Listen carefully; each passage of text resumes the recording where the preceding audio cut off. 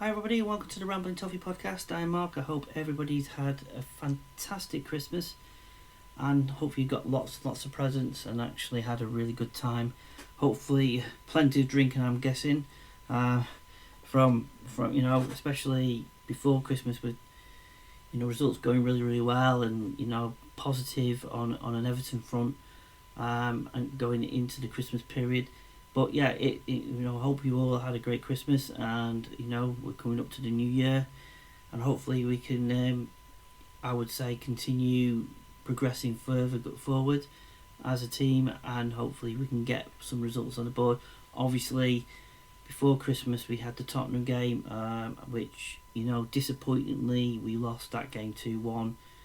And for me, but the performance wise, it was a fantastic performance by the team.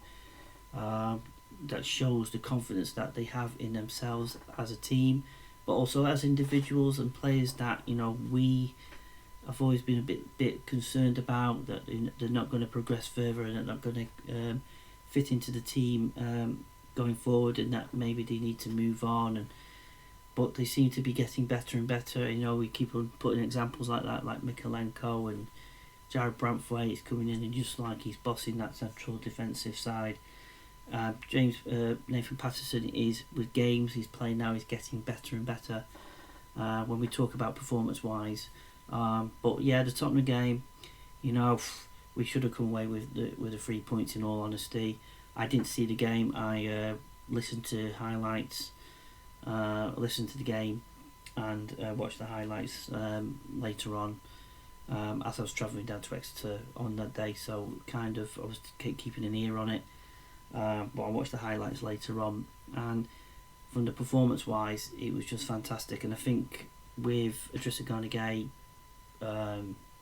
coming off injured and Andre Gomez coming back into the team, obviously a concern from I think everybody. I'm guessing that how would he perform, what would he do on the coming in 10 minutes into the game, we're 2 down, we've lost Idrissa Gana Gueye to an injury.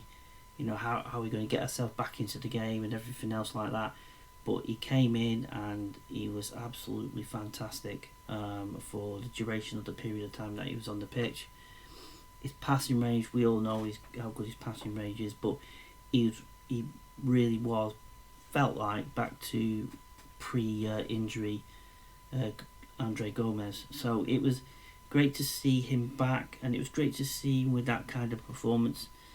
I think, from my perspective, when he got the injury and then when he came back and he was not performing well, from my perspective and just me as a fan, I know he got a lot of criticism, obviously, of his performances. He's obviously been on loan. It looked like his career at Everton was coming to an end. He was just running out his contract, and then moving on. But, he's never complained. He's never moaned about his situation that he's in. He's just got on with it. And yes, as Weird fans, we could be critical, and we have to be critical of the players when they're not performing well.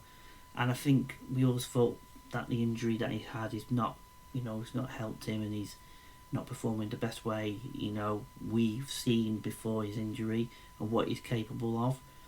So it must have been a tough time for him, but he's gone away. He's obviously dealt with an injury, which is, since he's come back to the club from on loan. He's had an injury and he's getting himself back into the position that he needs to be. He's played some, I think, a couple of under 21 games. He's got his fitness back up, and he came on, and it was just a really good performance by him. And it was just pivotal of the way Sean Dyche is bringing players back into the fold that you would think that normally get put in the cold. And if players who are not good enough for Sean Dyche, obviously he will tell and be honest with them. And I think that's what's rubbing off on a lot of players, is that Sean Dyche's honesty with the players that he has at his disposal, and he's been honest with them. And the fact that Sean Dyche has actually said to Andre Gomez that I want you part of the team, I want you part of the plans. That's obviously giving him a boost in the confidence that he knows that he's wanted by Sean Dyche and by the management and by the coaching. Everybody wants him here, and obviously the players will want him there. And he's had a really, really tough time.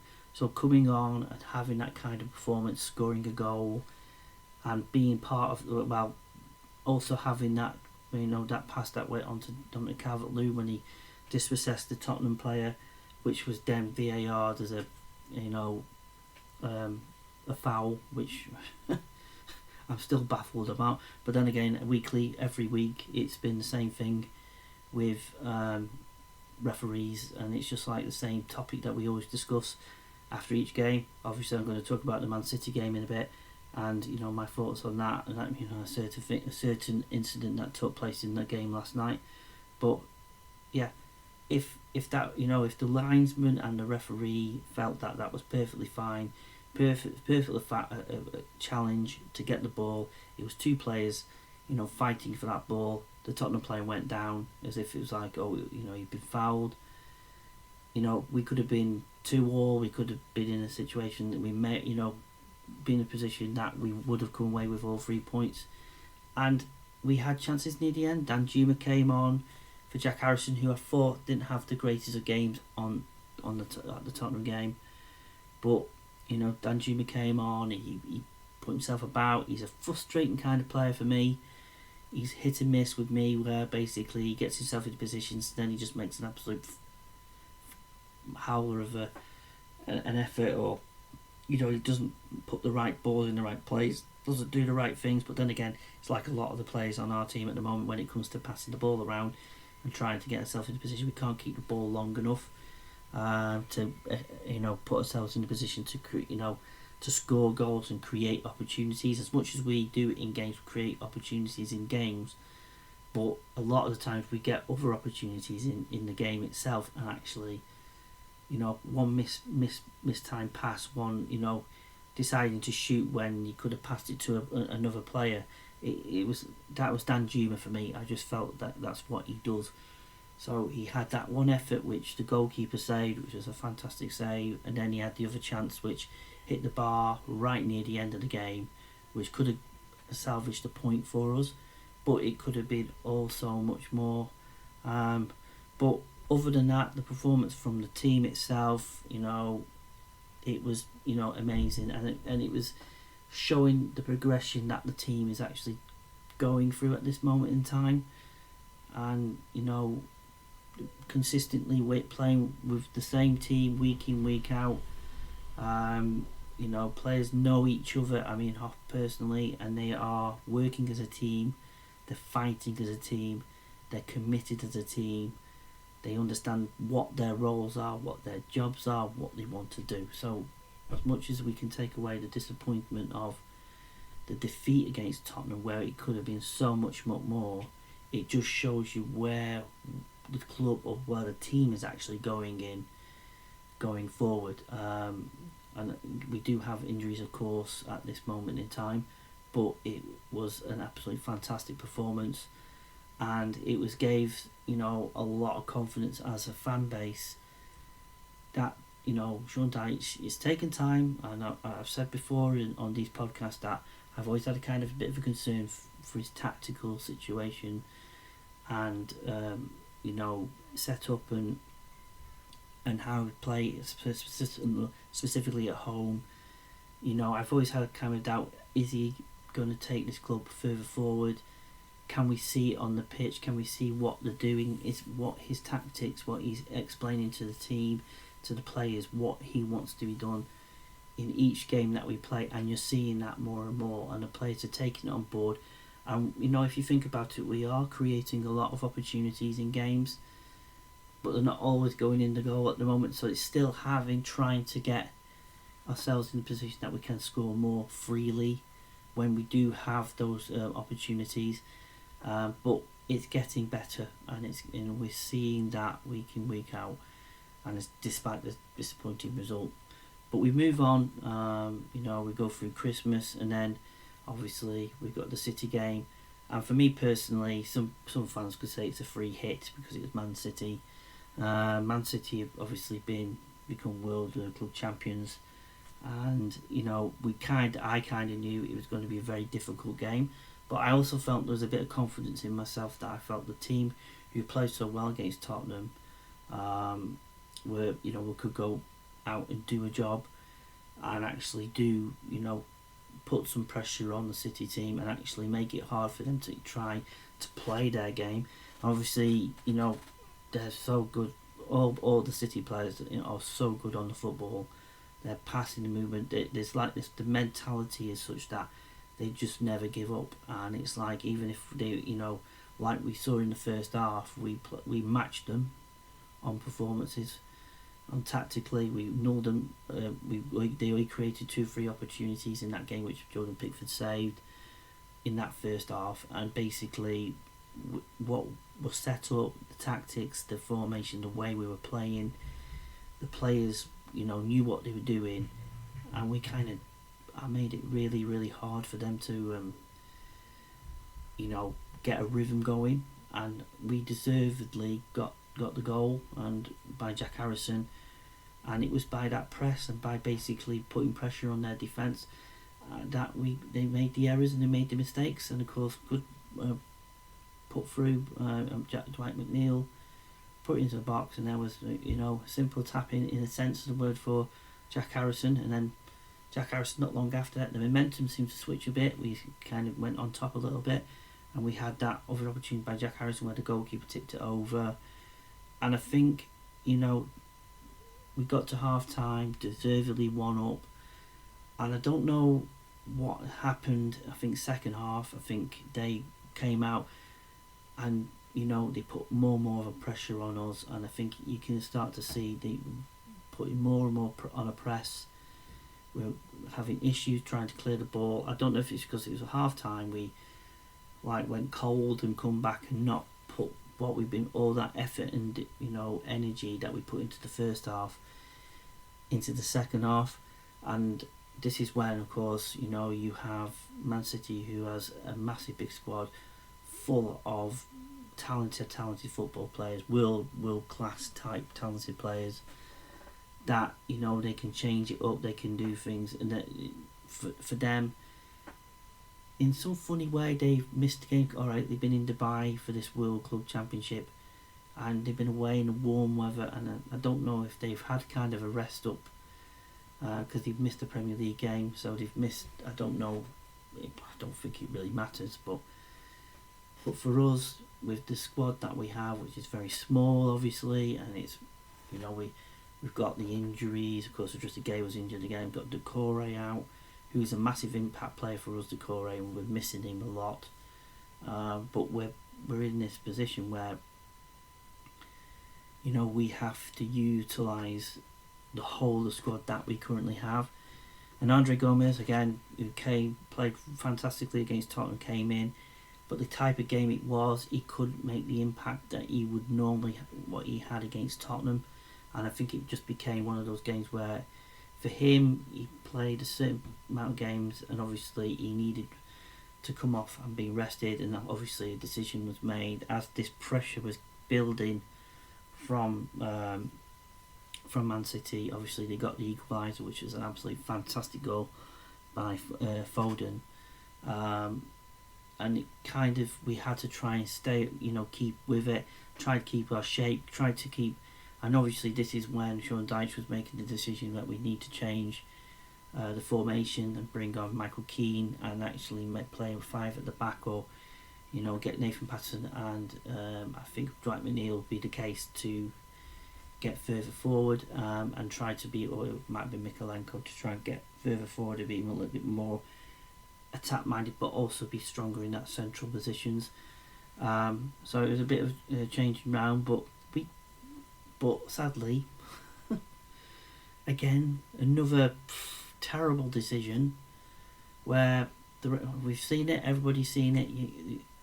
I think it was Ake's shot, and it must have been about a metre away from Onana, smacked right into his hand or arm, and he didn't have any time to protect himself from it, and instantly the referee was not going to give it, but he seems to point and the linesman said that's a penalty, and VAR supposedly checked it within seconds, said yeah, that's a penalty, and that was it.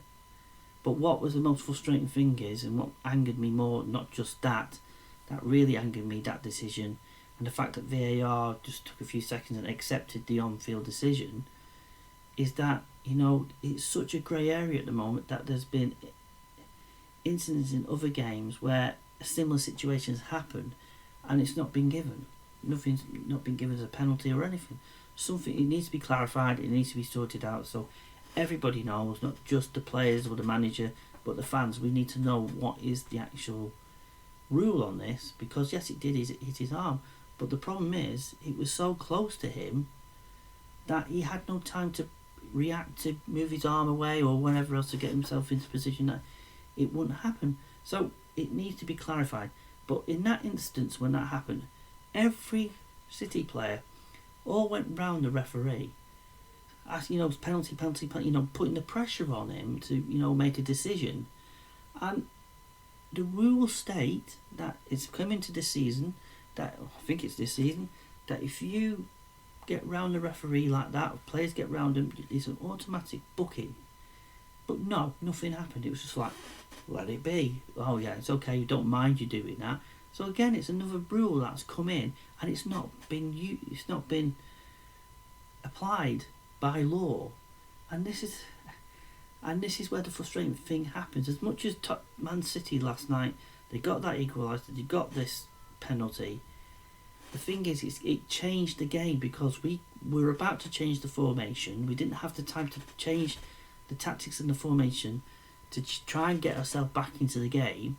But that happened, and it's really, really frustrating that, again, a decision has gone against us. It's another decision gone against us via a refereeing call, and VAR not even bothering to intervene, and just basically looked at it and said, yes, we'll go with that. That's perfectly fine. And then, like I said about the Tottenham situation against Tottenham, where we scored the Calvert-Lewin goal, where basically it was a coming together of two players. There was no and the referee and the linesman thought that was perfectly fine and eligible to go with. That's two people on the field seeing it right in their face.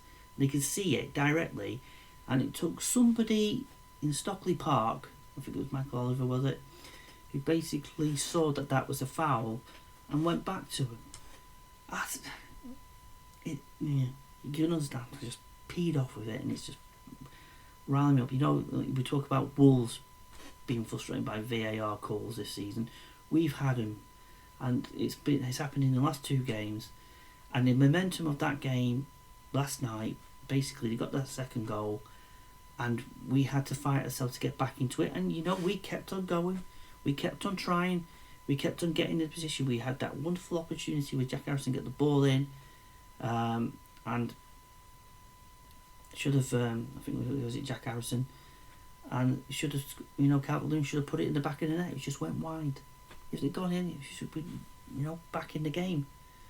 But we fought, and then obviously an error by Jordan Pickford, and of course they get the third, and it just completely ends the game. But basically, we were in that game for a period of time. We showed that fighting spirit again, that commitment, and that, as a team, even despite, changes, and even despite, all the games that we played, and probably it's mounting up on us because of course we played Fulham as well, and played penalty shootout in that game, and all the games that we're having back to back, and you can understand the tiredness it's probably hit us, hit the players, and obviously it got to us in the end. But that fighting spirit was always there. They kept on trying, they kept on pushing, and that's that's a positive you can take from it. As much as we saw the quality of what Man City are in that second half, and how good they are on the ball, and how it's amazing, why they're in the position that they are at the moment. They've lost games this season, and it just shows, they can just switch it on like that, and it's just how it is. But what can you do about it? We've got Wolves is the next game coming up on Saturday. Hopefully we might have positive news regarding Decore. I've not seen the press conference, which is today, so hopefully we might have, by the time we get to Saturday, we might have some positive news regarding Decore coming back into the team. I would guess that Seamus Coleman and probably Ashley Young are available as well, so they could be back on the bench. But my personal view is Nathan Patterson should be starting, because I thought he played really, really well last night. He did really well against Jack Grealish, and I thought, he one-on-ones he didn't allow him to get past him to do his players game. I thought Miklenko again played well last night. They were good. Gerald Branthwaite just showing how better he's getting week in, week out. And there were some good performances across the board. And Jack Harrison I thought played well, and I thought Beto did well in his period. To get 60 minutes, I think it was, that he was given. He was hustling, bustling their centre backs, and I know he's awkward in every way, but he got himself in a lot of good, positions. He made it hard for them. So there's a lot of positive performances last night. It was just how it was. We move on to Wolves. They're playing well at the moment, so it's going to be a difficult game on Saturday, I think. But if we can go and apply how we did against Tottenham and apply how we did in the first half, I think we can come away with a result on Saturday. And we just have to be positive. We just get up again and keep on going. But yeah, it was both disappointing results in the sense of the word, but we can take a lot of positives from it. So it's been that that kind of week, but it's been a lot of games as well. So let's look on to Wolves, and let's hope we can get 3 points and get ourselves back into the swing of thing again. It'll be absolutely fantastic, and then we just go on from there, because I think January, we've got not too many games throughout January, so the players can have the time to rest properly, recuperate properly, and get the players back we need going forward. So, and we'll just have to see how the transfer window goes, if we do have any players coming in. But obviously Kevin Fairwell did say in an interview, I think it was with the club, that if there is anybody out there that we can bring in, we will see if we can do that, but it's looking very unlikely at this moment in time, which I can understand, especially with the takeover, and which is still to be confirmed at the moment. I believe the FCA has approved the takeover. We're just waiting for the Premier League and the FA to make the decision if they want to actually allow the takeover to take place. I'm still very concerned about the people coming in, regarding a lot of issues that they have, the noise that is out there regarding them, about court cases and all legal this, and transfer embargoes in one team, and so on and so forth, and it's just a concern for me, but we'll see what happens next on that. But yeah, it's 4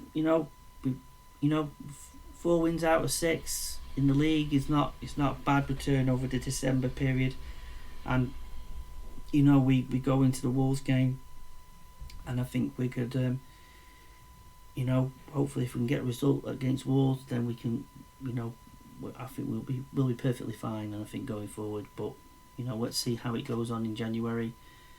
If we can get the players back that we want to get back, and we can be a little bit more full strength. I've heard Dele Alli may be available in January. I don't know if he's going to be an impact player, or if we're going to see him at all this season. That's going to be, but they are saying he might be available to actually get on the bench, but he needs a lot of game time. I think I could see him playing under 21 games, but we'll see how that pans out. But anyway, we move on. We go on onto the Wolves game.